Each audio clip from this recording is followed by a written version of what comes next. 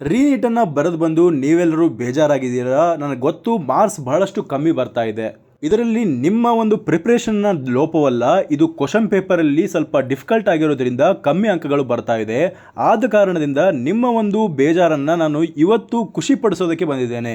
ಈ ಒಂದು ಸೀಟ್ಗಳು ಈ ವರ್ಷವೂ ಕೂಡ 1500ರ ಮಟ್ಟಿಗೆ ಜಾಸ್ತಿ ಆಗುವಂಥ ಸಾಧ್ಯತೆ ಇದೆ. ಯಾವ ಕಾಲೇಜ್ನಲ್ಲಿ ಜಾಸ್ತಿ ಆಗುತ್ತೆ ಎಲ್ಲ ಮಾಹಿತಿಯನ್ನು ಈ ಒಂದು ವಿಡಿಯೋದಲ್ಲಿ ನಾನು ಕೊಡಲಿದ್ದೇನೆ. 2027ಕ್ಕೆ ಪ್ರಿಪೇರ್ ಮಾಡ್ತಾ ಇದ್ದೀರಾ? ಯಾವ ಕಾಲೇಜನ್ನು ಸೆಲೆಕ್ಟ್ ಮಾಡ್ಕೊಳ್ಬೇಕು ನೀವು ಅಂತ ಯೋಚನೆ ಮಾಡ್ತಾ ಇದ್ದೀರಾ? ಲಾಂಗ್ ಟರ್ಮ್ಗಾಗಿ ನಿಮಗಾಗಿ ನಾನು ಸಜೆಸ್ಟ್ ಮಾಡ್ತಾ ಇರುವಂತ college inspire NEET academy. NEET 2027ರ ಅಡ್ಮಿಷನ್ಗಳು ಆರಂಭವಾಗಿದೆ. ನಿಮ್ಮ ಕನಸನ್ನು ನನಸು ಮಾಡಿಕೊಳ್ಳಲು ಈಗಲೇ ಜಾಯ್ನ್ ಆಗಿ ಇನ್ಸ್ಪೈರ್ ನೀಟ್ ಅಕಾಡೆಮಿಗೆ. ಈ ನೀಟ್ ಅಕಾಡೆಮಿಗೆ ಜಾಯ್ನ್ ಆಗೋದಕ್ಕೆ ಕೆಳಗೆ ಕಾಣಿಸುತ್ತಿರುವಂತಹ ನಂಬರ್ಗೆ ಕಾಂಟ್ಯಾಕ್ಟ್ ಮಾಡಿ.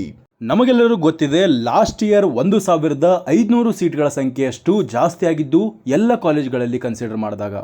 ಅದೇ ರೀತಿಯ ಪ್ಯಾಟರ್ನ್ ಈ ವರ್ಷವೂ ಕೂಡ ನಮ್ಮ ಕರ್ನಾಟಕದಲ್ಲಿ ಸಾಧ್ಯವಾಗುವಂಥ ಸಾಧ್ಯತೆ ಬಹಳಷ್ಟು ಎದ್ದು ಕಾಣಿಸ್ತಾ ಇದೆ ನನಗೆ.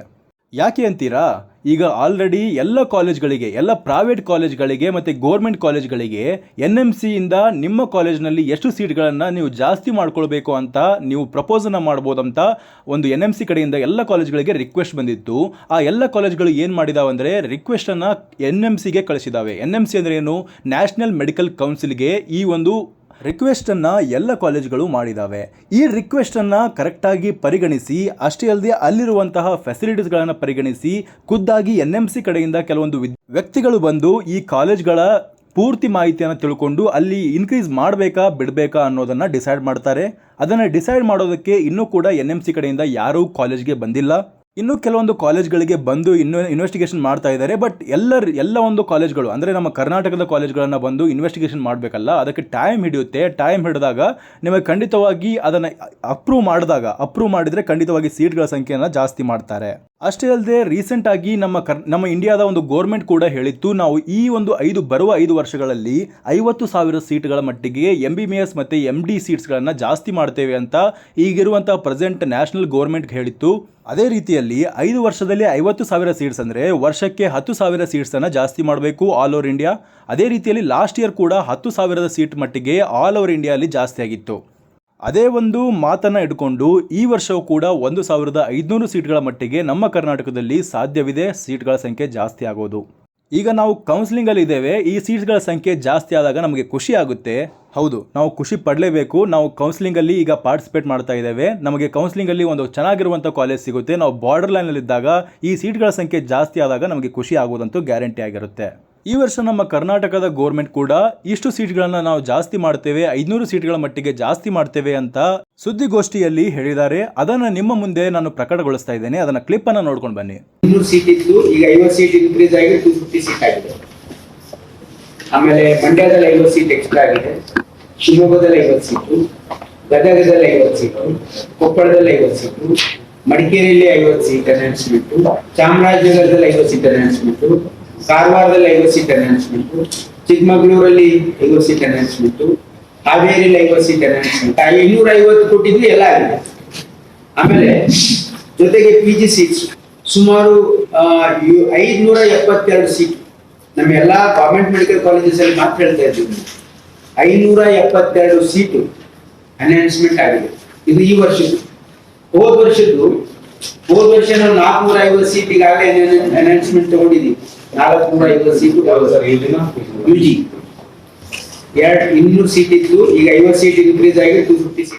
ಇಲ್ಲಿ ಹೇಳಿರುವಂತಹ ಮಾಹಿತಿ ಪ್ರಕಾರ ಟೋಟಲ್ ಆಗಿ ಈ ವರ್ಷ 550 ಸೀಟ್ಗಳನ್ನು UG ಲೆವೆಲಲ್ಲಿ ಅಂದರೆ ನೀಟ್ UG ಬರೆದಿದ್ರಲ್ಲ ನೀವು, ಈ ಎಕ್ಸಾಮ್ಗೆ ಕನ್ಸಿಡರ್ ಮಾಡಿದಾಗ 550 ಸೀಟ್ಗಳ ಸಂಖ್ಯೆ ಜಾಸ್ತಿ ಆಗುತ್ತೆ ಅಂತ ನಮ್ಮ ಕರ್ನಾಟಕದ ಗೋರ್ಮೆಂಟ್ ಹೇಳಿದೆ. ಅದೇ ರೀತಿಯಲ್ಲಿ ನೀಟ್ PGಯಲ್ಲಿ ಕೂಡ 572 ಸೀಟ್ಗಳನ್ನು ನಾವು ಆಲ್ರೆಡಿ ಪ್ರೊಜೆಕ್ಟ್ ಮಾಡಿದ್ದೇವೆ ಅಂತ ಹೇಳಿದ್ದಾರೆ. ಖುದ್ದಾಗಿ ನಮ್ಮ ಕರ್ನಾಟಕದ ಗೋರ್ಮೆಂಟೇ ಹೇಳಿದಾಗ ಈ ಒಂದು ಸೀಟ್ಗಳ ಸಂಖ್ಯೆ ಖಂಡಿತವಾಗಿ ಜಾಸ್ತಿ ಆಗುತ್ತೆ. ಬಟ್ ನಾವು ಏನು ತಿಳ್ಕೊಳ್ಬೇಕಂದ್ರೆ ಈಗ ಯಾವ ಕಾಲೇಜ್ನಲ್ಲಿ ಈ ಸಂಖ್ಯೆ ಜಾಸ್ತಿ ಆಗುತ್ತೆ ಎಂಬುದನ್ನು ತಿಳ್ಕೊಳ್ಳೋಣ ಬನ್ನಿ. ಓವರಾಲ್ ಆಗಿ 550 ಸೀಟ್ಗಳ ಸಂಖ್ಯೆ ಜಾಸ್ತಿ ಆಗ್ತದೆ ಅಂತ ಹೇಳಿದ್ನಲ್ಲ, ಅದರಲ್ಲಿ ಮೊದಲನೇ ಕಾಲೇಜ್ ಯಾವುದಂದ್ರೆ ಚಾಮರಾಜನಗರದ ಕಾಲೇಜು. ಚಾಮರಾಜನ ಮೆಡಿಕಲ್ ಕಾಲೇಜ್ ಇದೆಯಲ್ಲ, ಇದು ಗೋರ್ಮೆಂಟ್ ಕಾಲೇಜು. ಎಲ್ಲ ಗೋರ್ಮೆಂಟ್ ಕಾಲೇಜ್ ಹೇಳ್ತಾ ಇರೋದು ನಾನು. ಪ್ಯೂರ್ ಗೋರ್ಮೆಂಟ್ ಕಾಲೇಜಲ್ಲಿ ಇಷ್ಟು ಸೀಟ್ಗಳ ಸಂಖ್ಯೆ ಜಾಸ್ತಿ ಆಗ್ತಾ ಇದೆ ಅಂತ.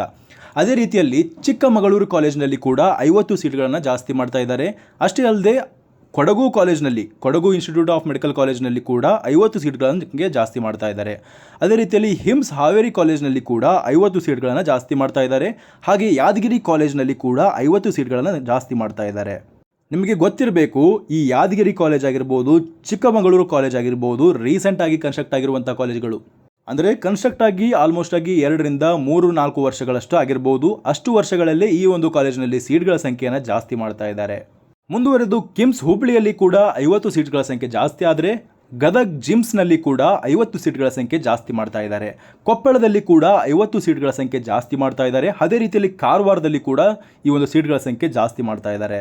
ಹಾಗೆ ಶಿವಮೊಗ್ಗದಲ್ಲಿ ಕೂಡ 50 ಸೀಟ್ಗಳ ಸಂಖ್ಯೆ ಜಾಸ್ತಿ ಆಗ್ತಾ ಇದೆ. ಮಂಡ್ಯದಲ್ಲಿ ಕೂಡ 50 ಸೀಟ್ಗಳ ಸಂಖ್ಯೆ ಜಾಸ್ತಿ ಮಾಡ್ತಾ ಇದ್ದಾರೆ. ಓವರಾಲ್ ಆಗಿ ಎಲ್ಲವನ್ನ ಕೂಡಿಸ್ಕೊಂಡ್ರೆ 550 ಸೀಟ್ಗಳ ಸಂಖ್ಯೆಯಷ್ಟು ನಮ್ಮ ಕರ್ನಾಟಕದಲ್ಲಿ ಈ ವರ್ಷ ಜಾಸ್ತಿ ಆಗ್ತಾ ಇದ್ದಾವೆ. ಓವರಾಲ್ ಆಗಿ ನೋಡಬೇಕು, ಈ ಸೀಟ್ ಮ್ಯಾಟ್ರಿಕ್ಸ್ ಅಲ್ಲಿ ಈ ಸಂಖ್ಯೆಗಳನ್ನು ಖಂಡಿತವಾಗಿ ನಿಮಗೆ ಆ್ಯಡ್ ಮಾಡಲೇಬೇಕಾಗುತ್ತೆ. ಯಾಕಂದರೆ ನಮ್ಮ ಕರ್ನಾಟಕದ ಗೋರ್ಮೆಂಟೇ ಹೇಳಿರುವಾಗ ಈ ಸಂಖ್ಯೆಯು ಖಂಡಿತವಾಗಿ ನಮ್ಮ ಸೀಟ್ ಮ್ಯಾಟ್ರಿಕ್ಸ್ ಅಲ್ಲಿ ಈ ವರ್ಷ ಆ್ಯಡ್ ಆಗೇ ಆಗುತ್ತೆ.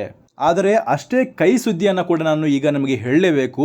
ಏನಂದರೆ ಈ 50 ಸೀಟ್ಗಳು ನಿಮಗೆ ಪ್ರತಿ ಕಾಲೇಜ್ನಲ್ಲಿ ಕಾಣಿಸ್ತಾ ಇದ್ದಾವಲ್ಲ, ಇಷ್ಟು ಸೀಟ್ಗಳು ನಮಗೆ ಬರ್ತಾವ? ಖಂಡಿತವಾಗಿ ಇಲ್ಲ. ಯಾಕೆ ಬರೋದಿಲ್ಲ?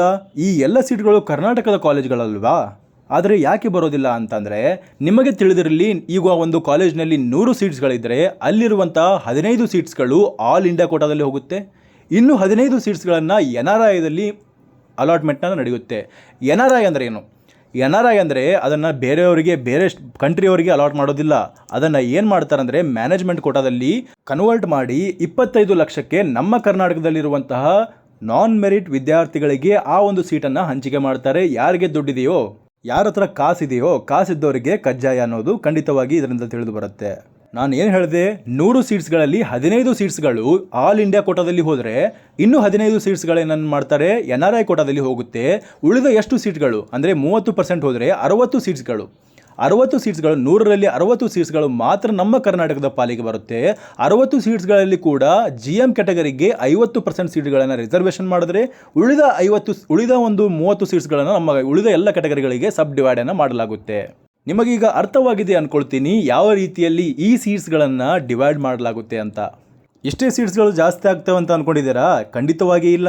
ಇನ್ನೂ ಭಾಳಷ್ಟು ಕಾಲೇಜ್ಗಳಿದ್ದಾವೆ ನಮ್ಮ ಕರ್ನಾಟಕದಲ್ಲಿ. ಇವು ಕೇವಲ ನಾನು ಹೇಳ್ತಾ ಇರೋದು ಗೋರ್ಮೆಂಟ್ ಕಾಲೇಜ್ದು ಹೇಳಿದೆ ನಿಮಗೆ.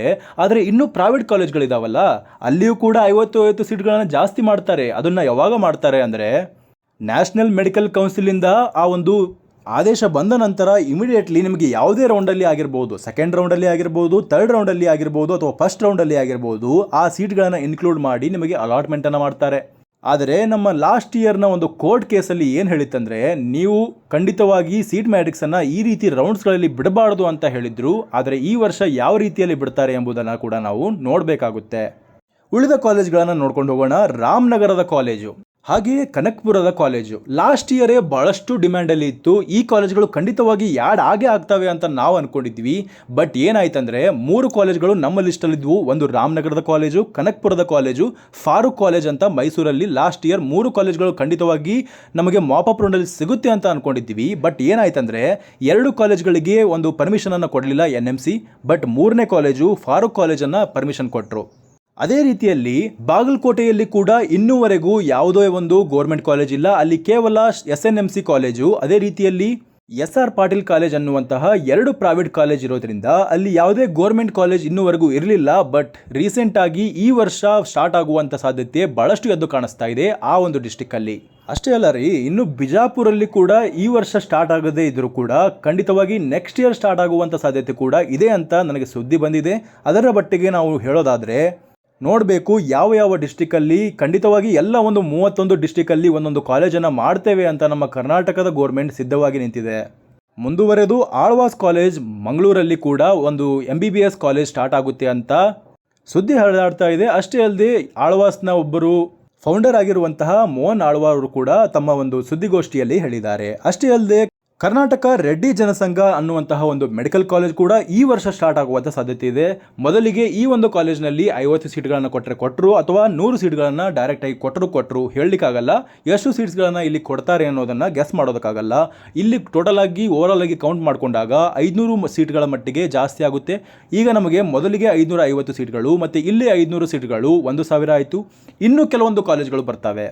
ಇಷ್ಟೇ ಸೀಟ್ಸ್ಗಳೆಲ್ಲ ಇನ್ನೂ ಕೆಲವೊಂದು ಕಾಲೇಜ್ಗಳಿದ್ದಾವೆ. ಯಾವುದಂದರೆ ಇನ್ನೂ ಭಾಳಷ್ಟು ಕಾಲೇಜ್ಗಳು ರಿಕ್ವೆಸ್ಟ್ ಮಾಡಿದ್ದಾವೆ. ಲಾಸ್ಟ್ ಇಯರ್ ಕೂಡ ರಿಕ್ವೆಸ್ಟ್ ಮಾಡಿದ್ದು. ಅದೇ ರೀತಿಯಲ್ಲಿ ಈ ವರ್ಷವೂ ಕೂಡ NMC ಪ್ರಪೋಸಲನ್ನು ಕೊಟ್ಟಿತ್ತಲ್ಲ, ಅಂಥ ಪ್ರಪೋಸಲ್ ಕೊಟ್ಟಿರುವಂತಹ ಅನೇಕ ಕಾಲೇಜ್ಗಳಿದ್ದಾವೆ. ಅದರ ಬಗ್ಗೆ ಖಂಡಿತವಾಗಿ ನಿಮಗೆ ಮುಂದಿನ ಒಂದು ಟೈಮಲ್ಲಿ ತಿಳಿಸ್ತೇವೆ ಮಾಹಿತಿಯನ್ನು ಯಾವಾಗ ಅಪ್ರೂವ್ ಆಗುತ್ತೆ. ಇದಿಷ್ಟಾಗಿತ್ತು ಈವರೆಗಿನ ಮಾಹಿತಿ. ಈ ಮಾಹಿತಿ ನಿಮಗೆ ಇಷ್ಟವಾಗಿದ್ದರೆ ಚಾನಲ್ ಸಬ್ಸ್ಕ್ರೈಬ್ ಮಾಡಿಕೊಳ್ಳಿ. ಹಾಗೆ ನಿಮ್ಮ ಫ್ರೆಂಡ್ಸ್ಗಳಿಗೂ ಈ ವಿಷಯವನ್ನು ಶೇರ್ ಮಾಡಿ. ಧನ್ಯವಾದಗಳು.